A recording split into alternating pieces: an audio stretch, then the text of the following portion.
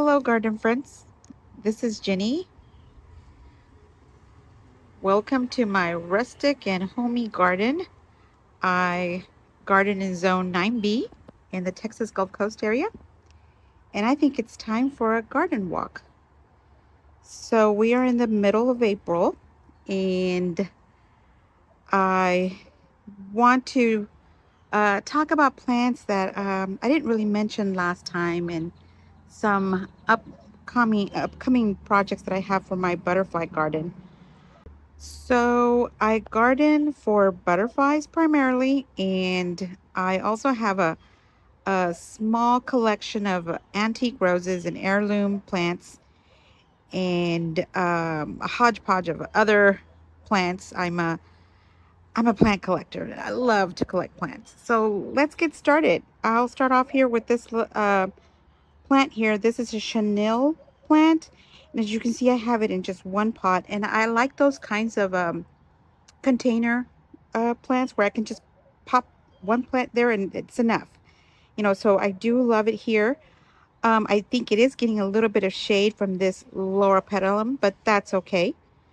One of the things that I noticed when I did the last garden walk is I noticed that my azaleas, we had just finished blooming, were looking really, really raggedy. And so I had thought about taking a shortcut and not feeding them.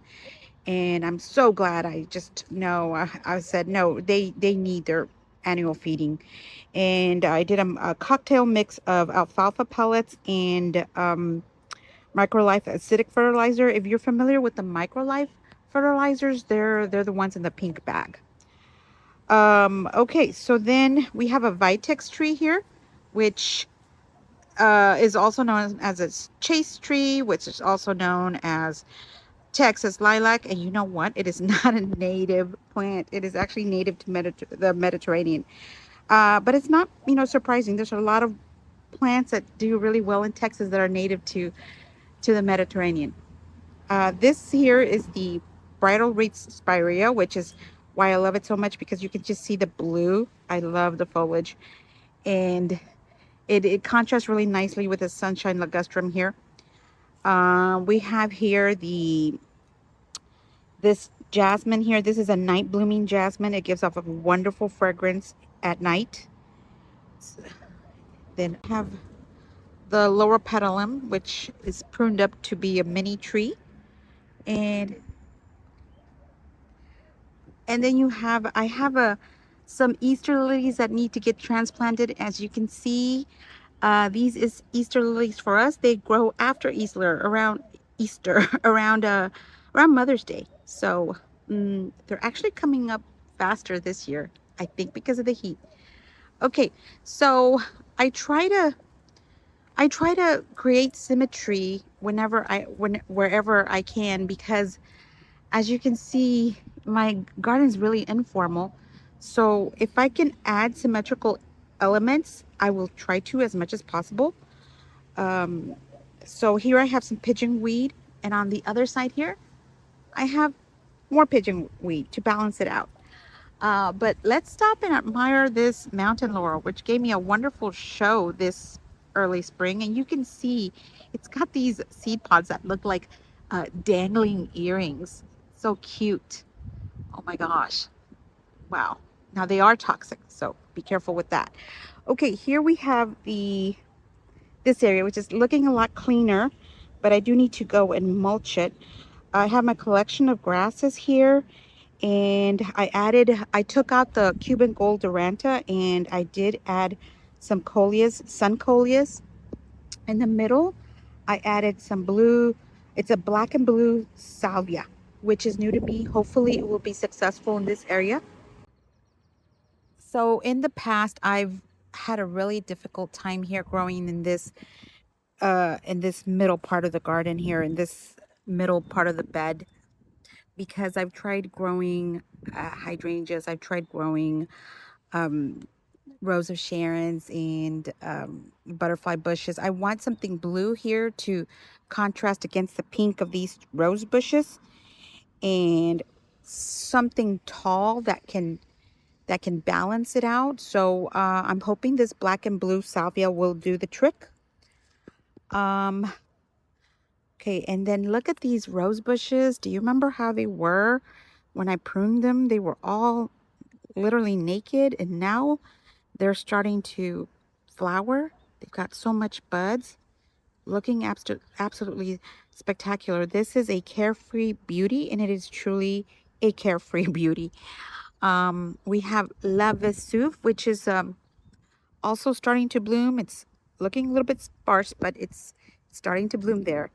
And then here we have a Mrs. James Henry crinum. It's on its third bud here. You can see, look, it's on its third bud. Here we have some lamb's ear, Helen von Stein, or as I like to call her, Helen von Berenstein. Okay, let's go over here. This will get transplanted because you can see it's so close to the crinum. But look at this bloom here. Oh my gosh. This is a Hercules amaryllis. So gorgeous. And I have another one coming up. Okay, Russian sage. It's doing its thing. Likes this location. Okay, and then let's go here to the butterfly patch here. This is a Dutchman's pipe pine, and it's looking great, too great, because if you're a butterfly, uh, you know, a gardener, you want your Dutchman's pipe pine to get gobbled up. And recently, I was at a nursery, and their Dutchman's pipe vine was full of caterpillars. So mine is not. Which, you know, my butterfly garden it's pretty established. So I think what's happening over the years, animals, you know, just predators have identified this area here as a breeding ground for butterflies. So they're, you know, they learn behavior. They have um, pretty much established this as, you know, a food source for them. So I do have a lot of predators, mainly anoles. I think the correct pronunciation is anoles, but when I was a teacher, the kids would call them anoles, so that got stuck on me, and I think we were corrected on a field trip, but we still were calling them anoles. So we do have the native and green anole, which changes color. It's a cute one, but I'm not a reptile fan, guys. Okay, so I do also have a lot of the invasive Cuban anoles. Look at this. Oh my gosh, I didn't see this. Look at this. We got a butterfly here. I mean, a caterpillar, monarch caterpillar here. I'm trying to focus it. Munching on some, no, too blurry. Munching on some milkweed, tropical milkweed. So the monarchs have been, I've seen the caterpillars all over, but I'm worried about the other caterpillars. Okay, so here, oh, I just almost stepped on this Cuban gold Duranta, which I have transplanted. And yeah, okay, be careful there. Um, Look at the mystic spires. Isn't it looking beautiful? Oh, there's a reason why this is such a popular plant. I love it. Okay, so this little meadow,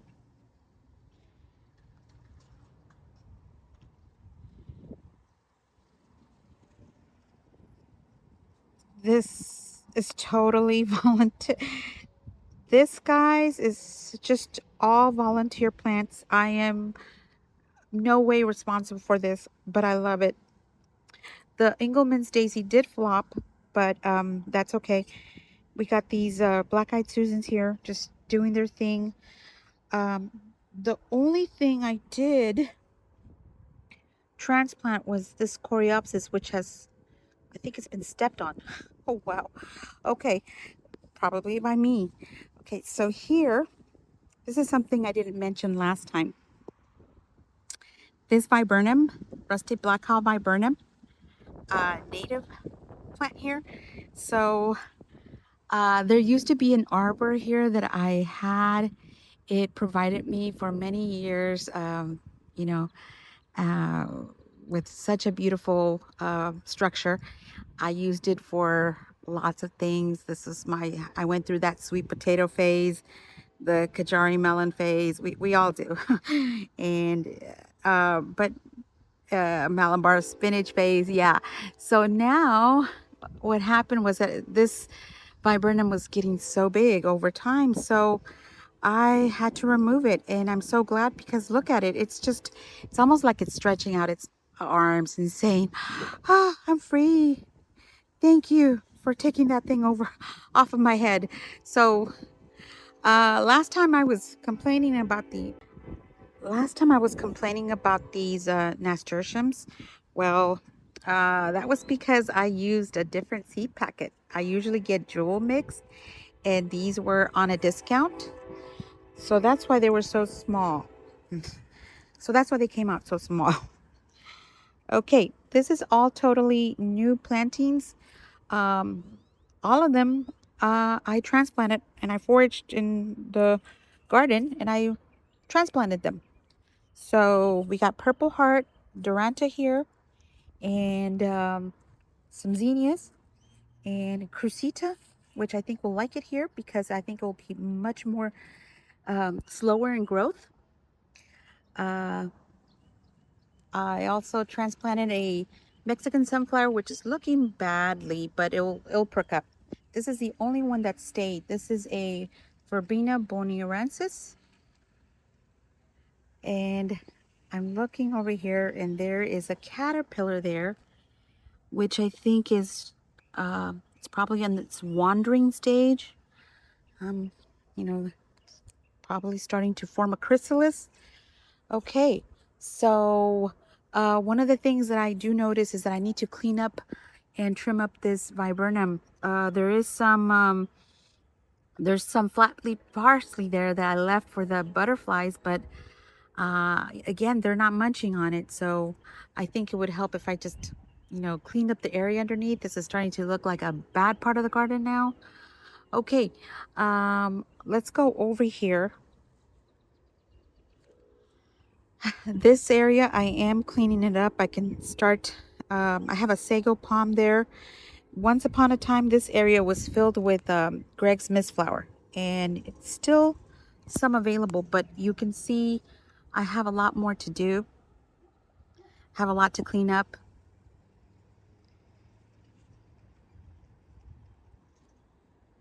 There's a Mexican Borrelia there and more chenille plant, which needs to be removed. I have a patch here of Rudbeckia maxima, giant coneflower. The rain really helped because they're perking up, they're getting taller. Look at this rose cadenza. It's gorgeous. Oh my gosh, I love it. It's beautiful. It's absolutely gorgeous. More buds on the way. It's looking absolutely beautiful. Okay, my neighbor was kind enough to help me cut down these you can see the stumps there of the mulberry tree, and he also helped me remove the hackberry trees that were growing here. We've got here a feather falls, which is one of my favorite grasses, and then some gara growing, and then here Easter lilies starting to come out. You can see them. Wow. I planted a drift of them. Look at this. So they're starting to come out here. Wow. This rose, it's finished blooming, but I love the color. Not the best time to film it though. Okay, so let's look at this area here. We've got the Texas star hibiscus, which is not native to Texas. It's actually native to the other Gulf Coast states, from Florida to Georgia, I believe. It's ironic, right? Okay, so the aquatic milkweed, it's coming back because it got eaten by the monarch caterpillars, and The zyzodes also got completely eaten. I think it's also coming back. I had butterfly weed, that's gone too, but again, it will be coming back up. So that's good. At least I'm seeing monarch action.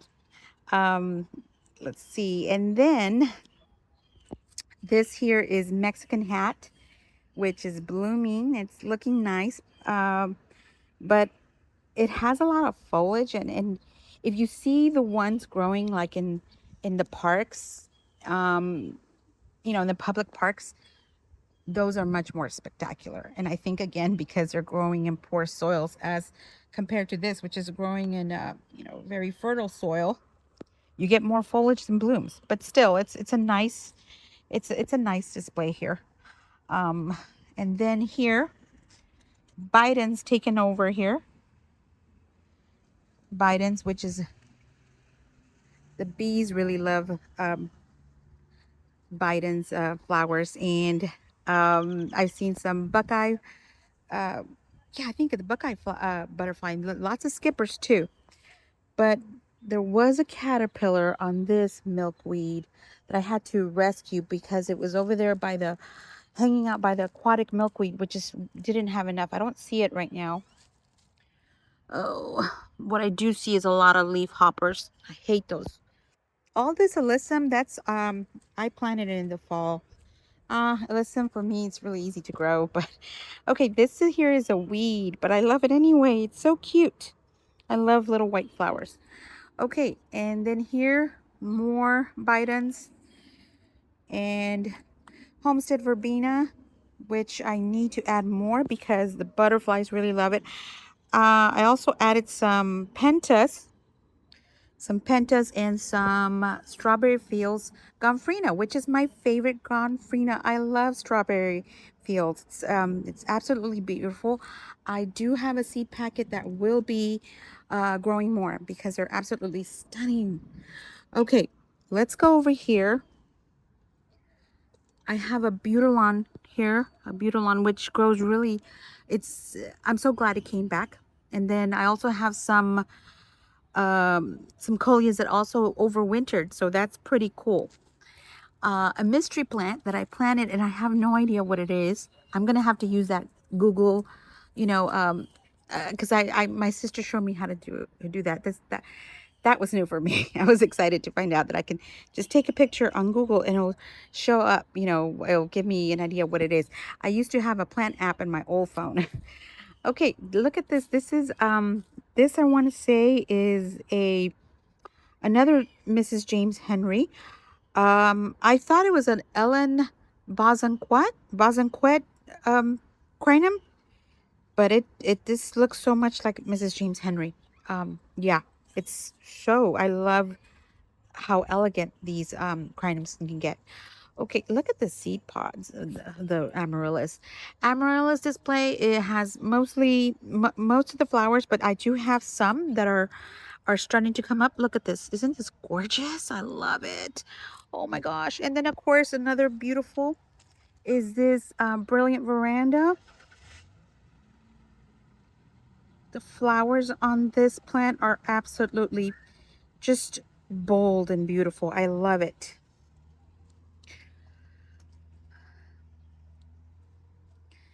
Another amaryllis here, and I don't know if you can see it through the here, but I always talk about this grass because I love it so much. I love the blue green against the azaleas and the lower petalum, and here the dwarf barbados. It's just, I love it. I love this pop of color here. I also have some Eureka Gold holly that look at it, isn't it just stunning? And I do need to trim up this lower petalum, but I love this Eureka Gold. It's so bright, and I'm trying to look. I've been on the hunt for small Eureka Golds, but I can't seem to find them. They only have like those big meatballs available, and I think I'm gonna have to they're so expensive. I'm probably gonna have to do that. Okay, here climbing up is a clematis.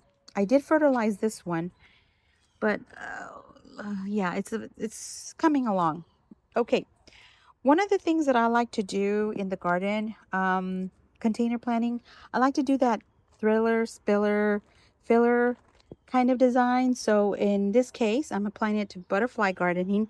I have this Arizona cypress, which is, I want to say, uh, Carolina sapphire. I can't remember, but this is a Carolina cypress, and I have it here with, that's my thriller. My filler are the white pentas, which provide nectar for the butterflies. And then you have here the, the, um, Dutchman's pipevine, which will be your spiller.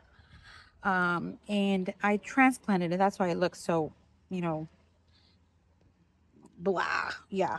Okay. And then here I've been scavenging my cone flowers, trying to get them growing in one part of this enlarged bed. I still have some more to get. But you can just see how they're coming along. And that over there is a bearded iris. I don't have much experience, but I want to try them out.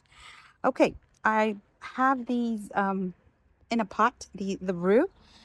Again, this is just a one plant, one pot planting here arrangement, but I love rue. Again, I love that blue color, and I also love it for the caterpillars.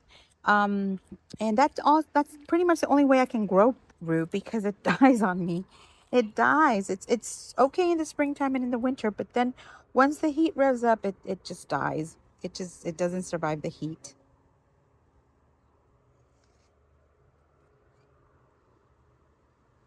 Okay, and then here you can see this is where I added the arbor.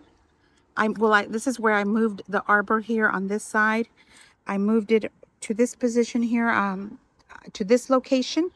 Hopefully, it'll provide lots of opportunities for some exciting plant designs here. I moved the blackberry, which was over there next to the viburnum. And then I also have some uh, zinnias. They're growing. Tithonia, looking really good compared to the other ones. And I also have, I transplanted some Verbena borneorensis.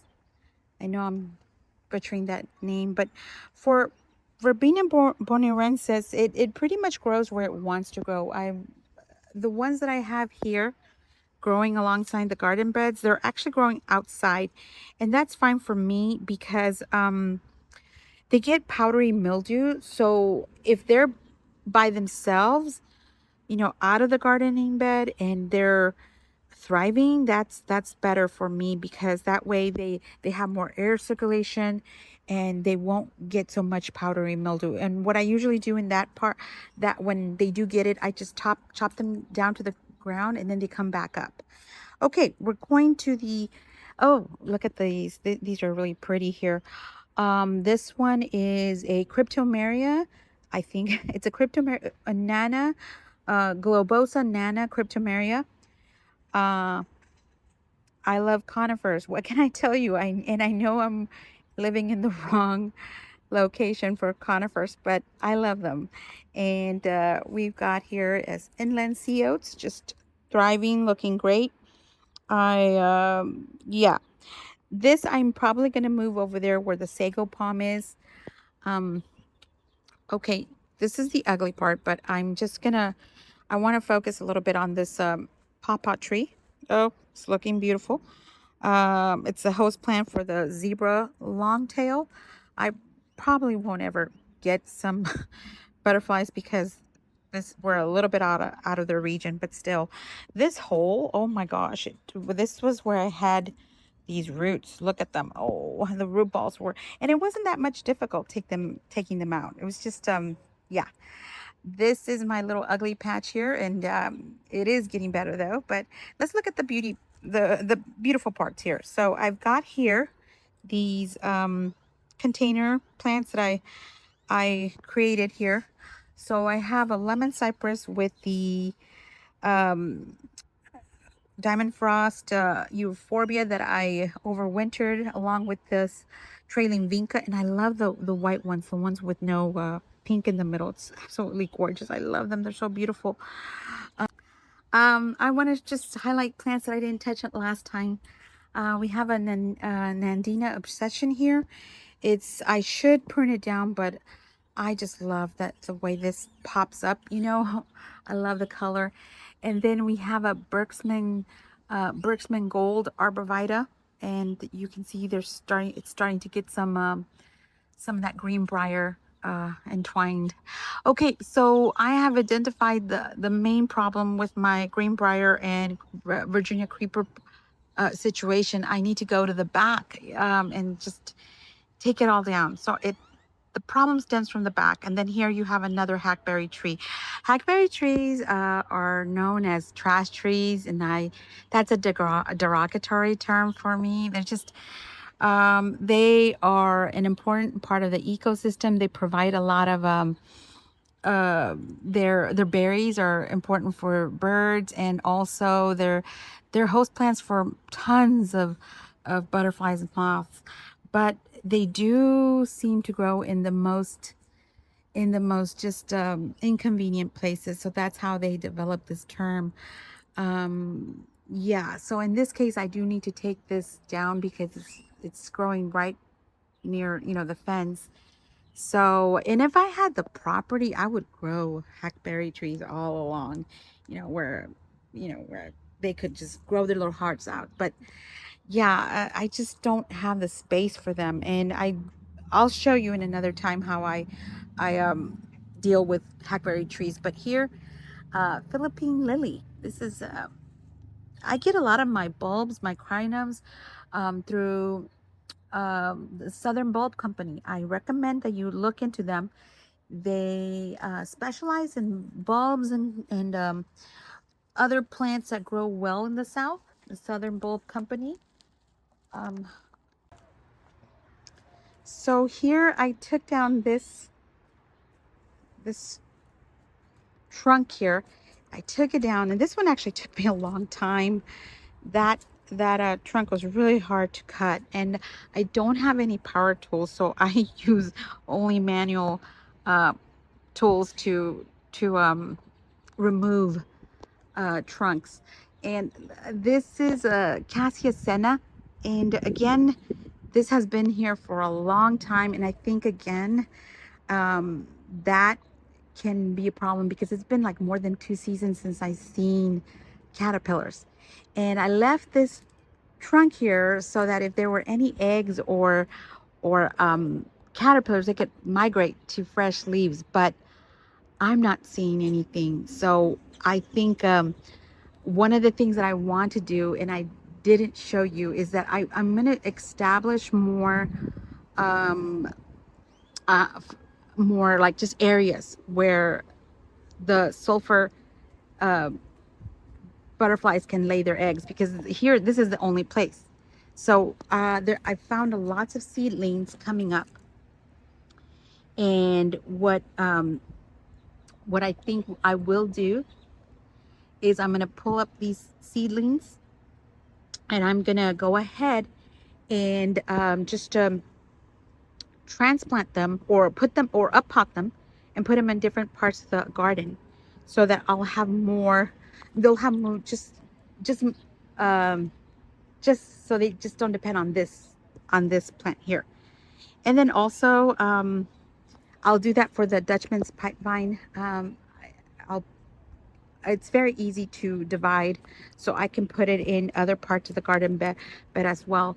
That there is a Graham Thomas rose that I died, and yeah, it's funny because I was calling it Graham Norton. It's not a Graham Norton.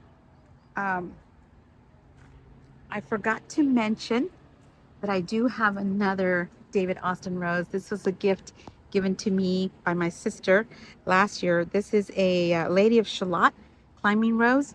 So I'm glad that it survived. It is my only David Austin rose. So I'm glad that I have it here. We're gonna go back to the circle garden. I want to show you something, another beautiful part of the garden. So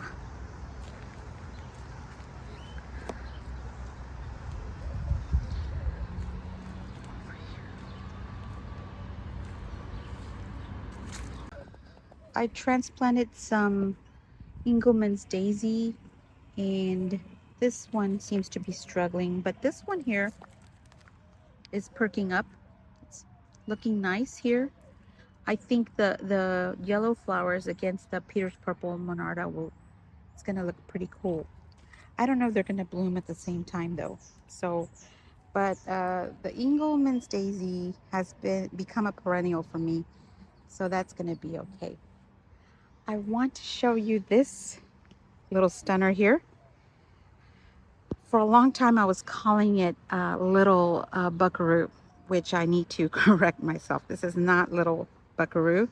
This is Red Cascade, and it's a gorgeous little climber. Oh, it's beautiful. Um, Red Cascade here. You can see how I trained it up to climb up this post. It's absolutely beautiful. I'm going to give you a brief history lesson here, kids, because I love history. Little climber, Red Cascade, was developed a Rosarian named Ralph S. Moore. He is known as the father of the modern miniature rose.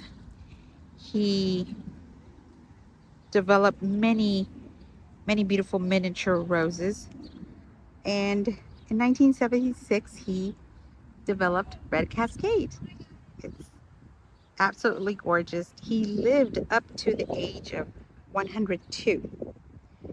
And he lived his life in Visalia, California, which is in the San Joaquin Valley. His father was a vegetable farmer, so he became a rose breeder and specialized in miniature roses. He also developed Little Buckaroo, and I think that's where the confusion came along. So when he died at the ripe age of 102, he left his breeding stock along with 80 U.S. patents to Texas A&M. You know, and they have a cool horticultural department. So that's a Texas connection, and I was really intrigued when I saw this rose available through the Antique Rose Emporium because it reminded me so much of my childhood. We lived in this rented house for a while, and in the back there was a bunch of brush, you know, but there was also a rambling rose that had these beautiful red miniature flowers, you know, and it could have been Little Red Cascade, maybe, or maybe not. But it reminded me so much of that. And one of the things um, I notice is that plants just harken back. You know, they really can, they create nostalgia for me. So I'm going to end this video at this moment. I want to thank you for joining me in this garden walk. Thank you for letting me show you my garden, and I hope next time that we do it again. Okay, bye-bye.